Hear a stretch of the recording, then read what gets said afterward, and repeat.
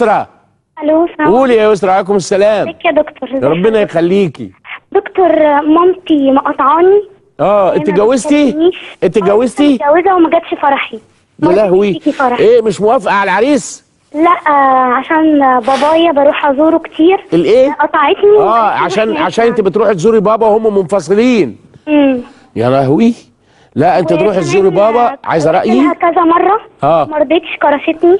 رحت رجلاني، عملتهم معامله وحشه. كلهم جم فرحي ما عدا هي. مش عارفه اعمل معاها ايه. تعملي كل حاجه طبعا. دي ماما يا حبيبتي. تكرشك من الشباك ترجعي من الباب، تكرشك من الباب ترجعي من الشباك، وتفضلي تروحي. بس عايز اقول لك حاجه في الدين بقى، اللي هي يعدل الميله. لما تروحي الماما اللي هي مقطعاكي وتكرشك وتروحي لها تاني، ربنا يرضى عنك وجميع النبيين، مش سيدنا محمد بس، وسيئاتك ربنا يعملها لك حسنات، وتاخدي مليار حسنه مضروبين في مليار. بصي، لو ماما بتحبك ومش بتقطعك وبتفتح الباب قبل ما توصلي ب5 دقايق عشان ما توقفيش على الباب فتقطعي قلبها، الدقيقه اللي هتقف فيها على الباب تاخدي مليار حسنه. لو ماما زي انت ما بتقولي بتقفل في وشك، تاخدي مليار في مليار في مليار حسنه. دي قاعده الاسلام. ليس الواصل بالمكافئ وإنما أو المكافأ، وإنما الواصل من إذا قطعت رحمه وصلها.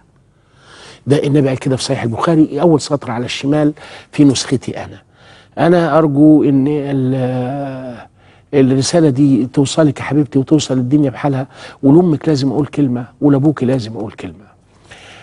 ماما سابت بابا، ما تحاربش بابا بيكي، انت بنتها وبنته. خلينا بقى نعدل الميلة ونرضي ربنا. انت بنتها وبنته، فتبوسي ايديها وتبوسي ايديه وهم متطلقين. ماما لازم تعرف كده اذا كانت عايزه ربنا يرحمها من جهنم. انا ما بقولش اي وش اي كود لصالح الحياه الدنيا بس، وللدنيا البركه هتحصل لك لو عملت كده.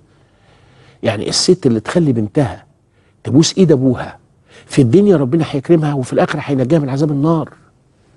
لكن في الدنيا هتشوف، لان انا ضد فكره اخره. لا، ربنا قال واتيناه اجره في الدنيا. فالاجر في الدنيا ثابت للي يعمل ده برغم القطيعه. وممكن بابا يكون ظلم شويه او نشف ريقها او حاجه، او بتكرهه هو ما بيكرهش حاجه خالص. بس انت لا. والبابا برضو معلش هكون قاسي شويه واقول له كلمه حراقه شويه، خلي عندك مروءه.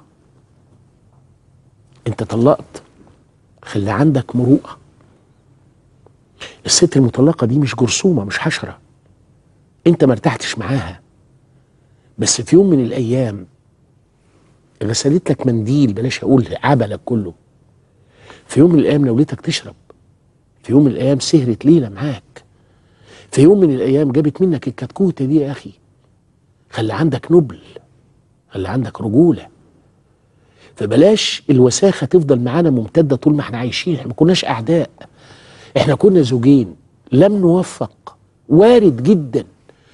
الدين اللي هو اوله ربنا قال فطلقوهن لعدتهن واحصوا العده، وشرع طلاق ونزل سوره اسمها الطلاق. طلاق يعني فركش. ليه؟ للعلاقه الزوجيه. لكن ده المفروض بعد الطلاق الناس تبقى هاديه ونفسيتها كويسه. اللي كان مزعلنا من بعضنا راح، وهو ايه؟ العقد ده اللي هو حابسنا على بعض بقى ومخلينا نغير وندبدب وحاسين ان احنا عايزين نموت بعض. ادي احنا فضناه. فلو اتقابلنا نتقابل مقابله الاصدقاء، الاخوات، الناس الحلوه. خلاص ما عادش اللي كان بيولعنا نار عشان احنا كنا فشله ومحدش ربانا. انتهى.